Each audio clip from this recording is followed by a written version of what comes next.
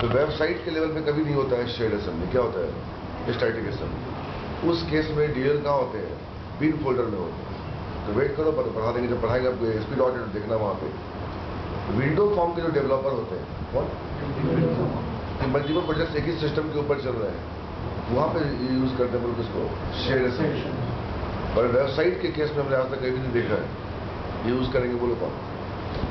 कि आपका साइट अलग अपलोड हो रहा है, मेरा साइट अलग है, सबका साइट अलग है, सबका मालिक बोलो कौन अलग अलग है। जब सबकी साइट अलग अलग है तो लॉजिक भी क्या बोलो डिफरेंट है। उस केस में बनता है डीएल जो बिन फोल्डर में जाते हैं, बिन फोल्डर में वो कहलाते हैं बोलो प्राइवेट असेंबली। विंडो एप्लीकेशन में ज्यादा यूज होता है शेयर्ड असेंबली। समझ गए? हाँ, हो सकता है मान लो दो ऑनर का साइट एक हो, दो ऑनर की साइट एक हो, कुछ लॉजिक कॉमन हो, तो फिर वो शेयर कर सकते हैं। बट अब ऐसा कभी देखा नहीं है कि आपके वेबसाइट पे आप यूज करोगे बोलो कौन। तो आपसे पूछेंगे आपने जो साइट बनाया था सनी के साथ, तो आपने क्या यूज किया। साइट के लेवल पे ऑलवेज प्राइवेट असेंबली है और विंडो एप्लीकेशन के लेवल पे ऑलवेज क्या होगा, ये ध्यान रखना पॉइंट है। चलो तो अब आ जाओ, इसमें जाके लैब में सबसे पहले करना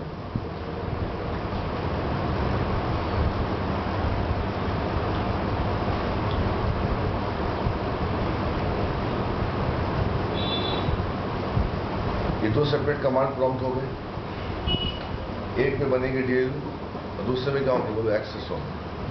अब इसको विंडो में कैसे यूज करेंगे और वेब में कैसे यूज करेंगे उसके लिए क्लास वेट करो अगली वीक से।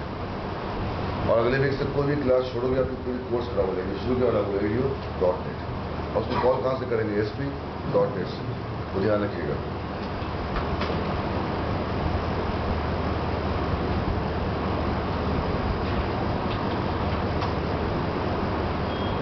MD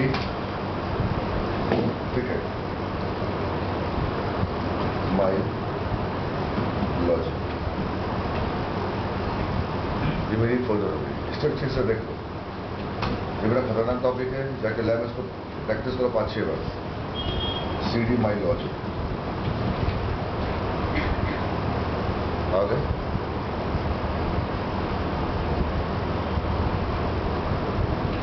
MD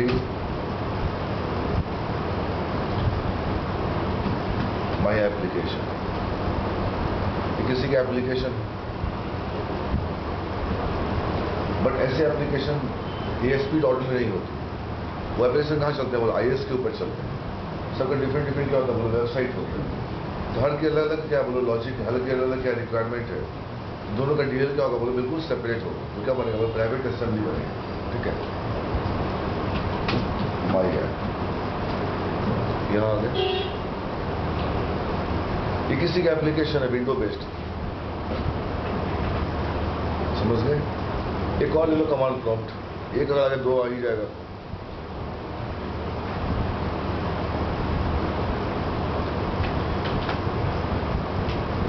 MD my app 1, दो डिफरेंट एप्लीकेशन हो गए। CD माई ऐप 1, दो काम करते हो कैसे काम कर रहे हैं। और इसका मैथमेटिक्स देखो, यहाँ अंकल बनेगा डीएल और यहाँ से भी कॉल होगा और यहाँ से भी कॉल होगा। इसकी आवश्यकता बोलो तो इसके लिए शेयर्ड असेंबली। अगर केवल एक ही एप्लीकेशन में कॉल होते फिर डीएल को कहाँ रखते बोले इसी वाले फोल्डर में रखते। ये कौन हो सकता है बोले वेबसाइट हो सकता है। तो भूल के मत कर देना गलती से भी सर आपका पोल खुल जाएगा और मेरी शिकायत हो जाएगी। भूल के मत कर देना कि हमने डीएल बनाई थी शेयर्ड वेबसाइट के लिए। आप सीधे शक के दायरे में आ जाओ। हर की साइट क्या बोलो अलग अलग है, हर का लॉजिक क्या बोलो अलग अलग है, हर की रिक्वायरमेंट क्या अलग अलग है, हर की टेबल भी क्या बोलो अलग अलग है। कहीं से कोरिलेशन नहीं है, कहीं से कोई कॉम्बिनेशन नहीं। ठीक है, ये दो डिफरेंट विंडो एप्लीकेशन हो गई और यहां से एक्सेस करो। तो शेयर्ड का मतलब यही होता है। ठीक है, मल्टीपल एंड वन, ये आपका नोट पैड खुल गया। यहां बनाओ एक यूजिंग, इसकी आवश्यकता है पब्लिक विकास।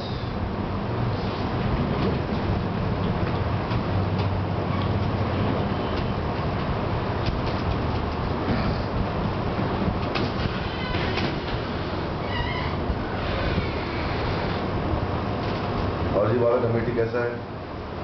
सब चल रही है ठीक? खुश है? प्यारा बच्चा है।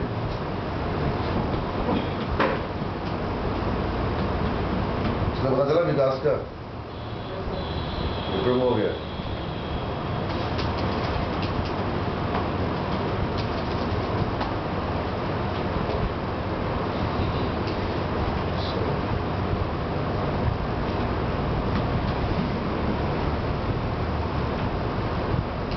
अंकल कोई फंक्शन है जो रिटर्न करता है कि ऑफिस में कितने टोटल एम्प्लॉइज हैं। इस फंक्शन के आउटपुट का एक पहले वाले एप्लीकेशन से और सेकंड दोनों से क्या बोलो कॉल करना। डेटाबेस की कनेक्टिविटी भी करनी नहीं है कि आपको आता नहीं .NET। और बालक कैसा है? स्मार्ट लग रहा है देखने में। खुश है? उसका भी आ गया ऑफर लेटर। बड़ौदा का आ गया।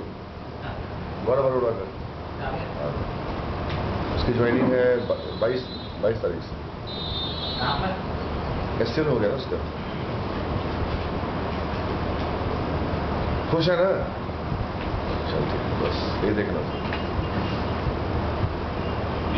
एक क्लास है, उसमें एक फंक्शन है जो रिटर्न करता है बोलो 120। अरे हमने हार्ड कोड कर दिया 120। जब तुम डेटाबेस कनेक्टिविटी करोगे तो बताएंगे डेटा टेबल से आएगा। ठीक है, इसको आप सेव कर दो। इसको बिल्कुल लैब में जाकर अभी कर रहे हैं। बहुत धोखेबाज टॉपिक है, परेशान कर देगा आपको। क्या नाम था? माई लॉन्च। ठीक है, यहाँ दे दो employee.cs। बहुत सारे फंक्शंस क्लास, बहुत सारे फंक्शंस। कुछ फंक्शन उस एप्लीकेशन से कॉल हो, कुछ एप्लीकेशन फंक्शन इस एप्लीकेशन से कॉल हो। अब देखो मेरे पास यहाँ पे CS फाइल आ गई तो बोलते हो सोर्स कोड। अगर इसको मैं गलती से ये लिख दूँ CSC T for target LIBRARY और employee.cs कर दूँ और तो फिर वही हो जाएगी। फिर से क्या बनेगा बोलो? प्राइवेट असेंबली बन जाएगा। अरे बोलो यार, इसमें की नहीं आएगी फिर दूसरे फोल्डर से एक्सेस नहीं होगा। करे क्या? मत करो कंपाइल। अंकल एक command SN strong name. SN means strong name. K for की। इस कमांड से एक की जनरेट होगा और उस की को लेकर सोर्स कोड के साथ कंपाइल करो।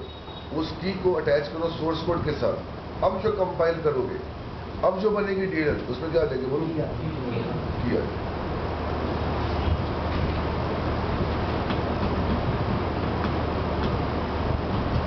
तो सॉरी, कोई भी फाइल का नाम दे दो।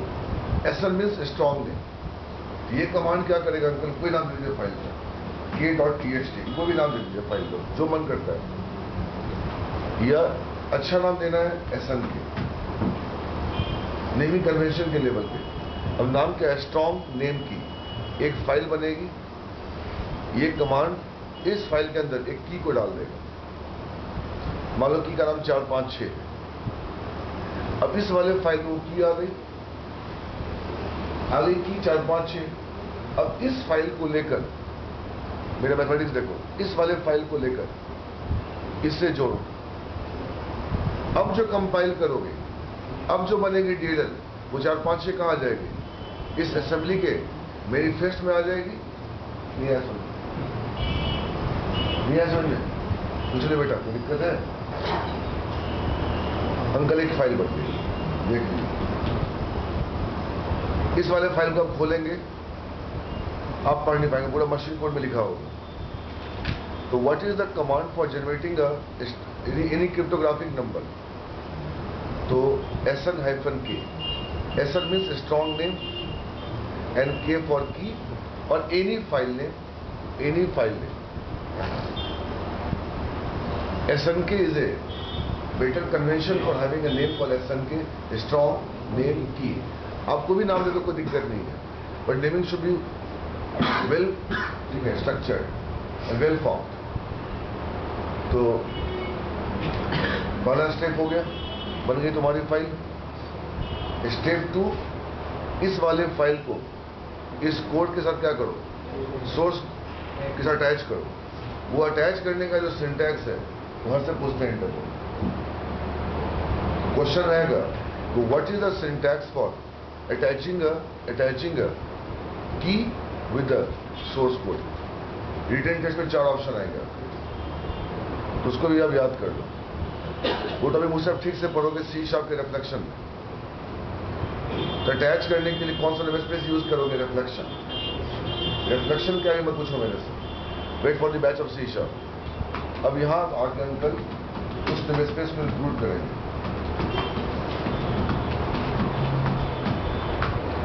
इस नेमस्पेस में इसे बोलते हैं किसी क्लास के ऊपर अगर एंगुलर ब्रैकेट लग गया, सॉरी स्क्वायर ब्रैकेट लग गया, स्क्वायर ब्रैकेट से बंद हो गया, इसे बोलते हैं कस्टम एट्रीब्यूट्स.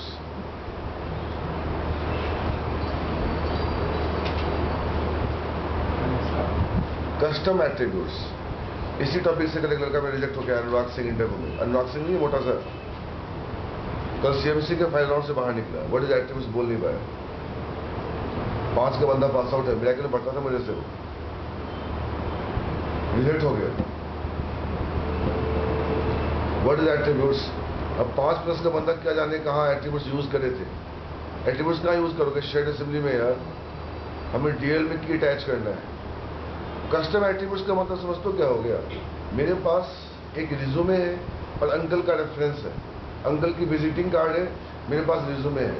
हमने क्या करा, स्टैपलर से क्या किया, स्टैपलर से अटैच कर दिया. स्टैपलर क्या बोलो, कस्टम एट्रीब्यूट्स है. तो यहाँ पे उस एट्रीब्यूट का आपको नाम याद करना पड़ेगा, और जितने एट्रीब्यूट्स हैं इस नेमस्पेस में डिफाइंड है. अब नाम दे दो असेंबली, कॉलम, असेंबली की, असेंबली स्मॉल, कॉलम. सोचो बेचारा 5 का बंदा इस टॉपिक से बाहर हुआ करेंट में. मैं WCF पूछा, जवाब दे दिया. वेब सर्विस पूछा, जवाब दे दिया. लिंक का प्रोग्राम बना के दिखा दिया. डेटाबेस पूछा, अब मेरी किस्मत खराब, फ्रेमवर्क बोल दी. इन नेवर थॉट कि मुझसे फ्रेमवर्क पूछेगा. और लड़के ने कल रात में पोस्ट करे मैंने फेसबुक के ऊपर. तो असेंबली पढ़ना, असेंबली में की अटैच करो. अंकल का रेफरेंस संदीप के रिज्यूमे में अटैच करो. स्टैपलर, स्टैम्प क्या है? स्टैम्प कस्टम एट्रीब्यूट्स है. आपको ऑफर लेटर मिल गया, स्टैम्प नहीं है तो किसी का काम ऑफर लेटर नहीं है. जितने कस्टम एट्रीब्यूट्स होते हैं वो कहाँ पे डिफाइंड है. और उसके लिए अब 2 क्लास का वेट करें. C# में पढ़ाएंगे what is custom attributes and reflection. ये सब खतरनाक टॉपिक है C#. उसकी यूज यहाँ पे हो रही है. तो ये अब उल्टा पढ़ो, राइट टू लेफ्ट पढ़ना. असेंबली की फाइल, की अटैच करो कहाँ पे? असेंबली. A कैपिटल है, K कैपिटल है, F कैपिटल. और यहाँ पे इसके अंदर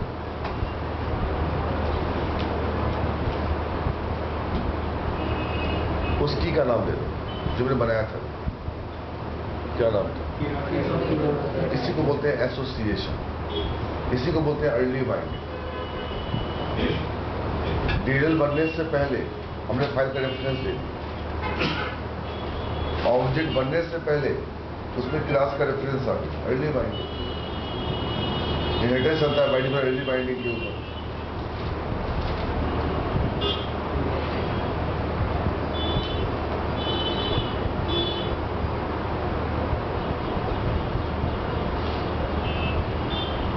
हो गया के डॉट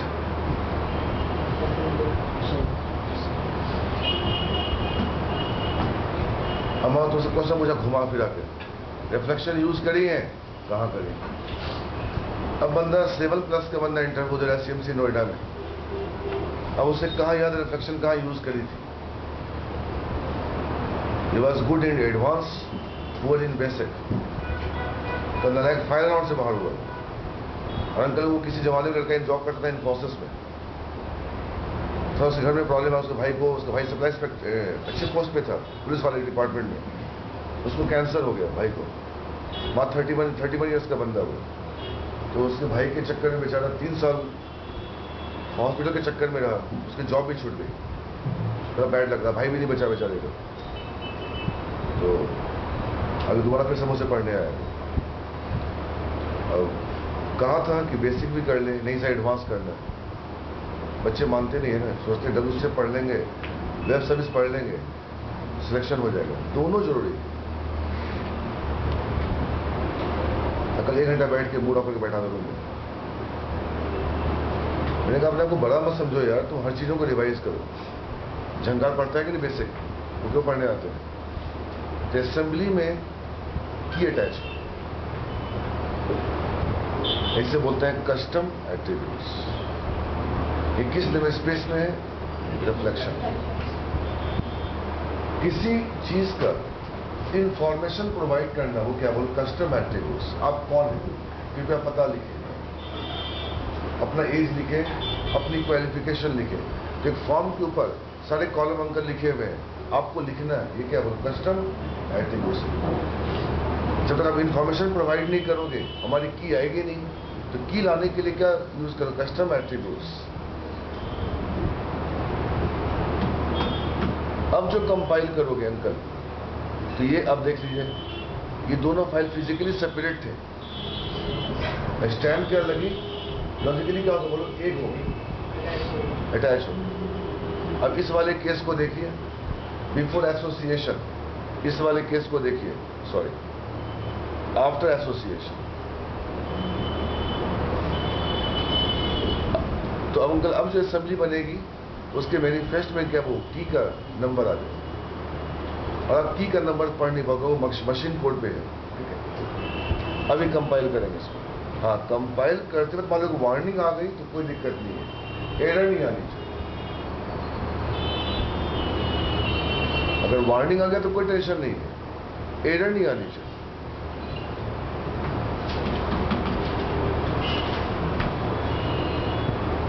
अभी दोनों एक्सेस करने वाले से मतलब हमें नहीं है, हम बना रहे हैं। तो देख लो हम कहाँ बैठे हुए हैं, माइलॉजी वाले फोल्डर, सब कुछ इसी फोल्डर के अंदर है। अब कंपाइल करो, T for target, LIBRARY space employ dot word. तब पर बेटा तो इसी और पीछे गए, काफी गर्मी है।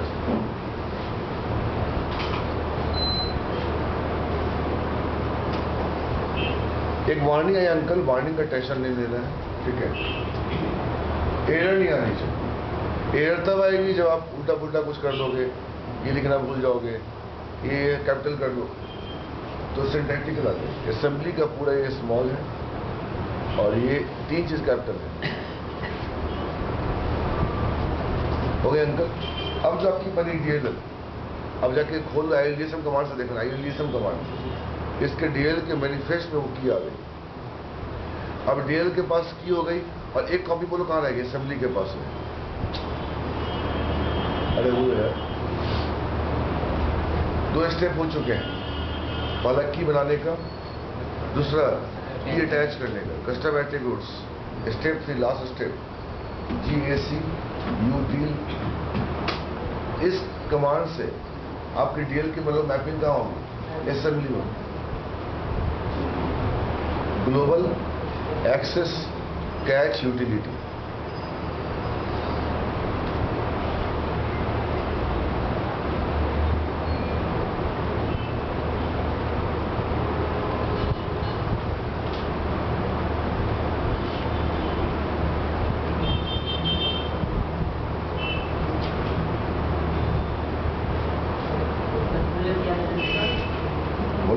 बोलो।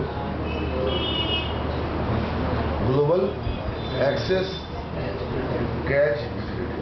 अरे दीप्ति क्या करती है, एक रसीद आपको देती है, एक रसीद के अपने पास रखती है।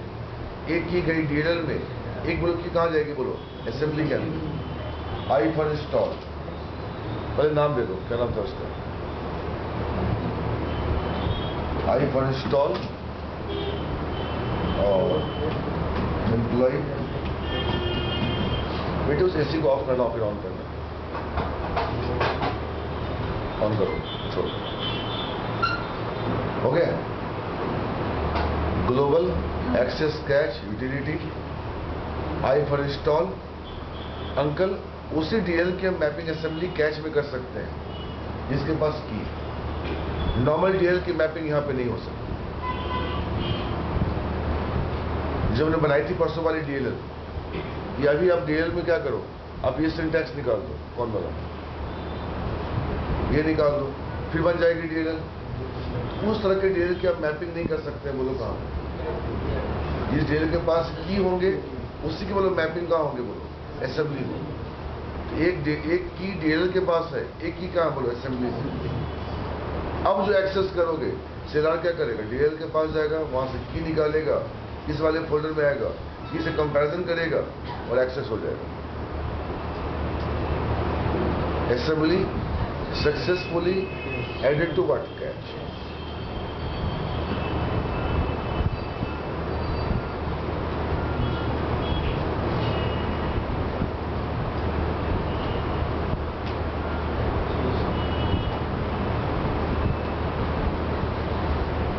हो गया। हमने 3 स्टेप परफॉर्म करे हैं। पहला स्टेप से हमने, ये मेरी पहली स्टेप थी। Step 2 is this. Step 3, now compile the program. Step 4, now registered into what, assembly, by the command called get-util। हो गया, हो गया अंकल। अब कहाँ हो, now access the program from client location. तो पहला क्वेश्चन WCF क्या है, सेकंड क्वेश्चन WCF का मल्टीपल होस्टिंग करके दिखाओ, थर्ड क्वेश्चन WCF का ट्रांसपोर्ट लेयर करके दिखाओ। सारे क्वेश्चन डाला है रात में चालने कर। और चौथा क्वेश्चन लोग फंसो जाते। पहला स्टार्टिंग का 3 क्वेश्चन एडवांस से, और अब लास्ट का क्वेश्चन बेसिक्स आना शुरू हो। अब 2 मिनट का ब्रेक, फिर आते हैं। उसको मंथन करो, लिखो।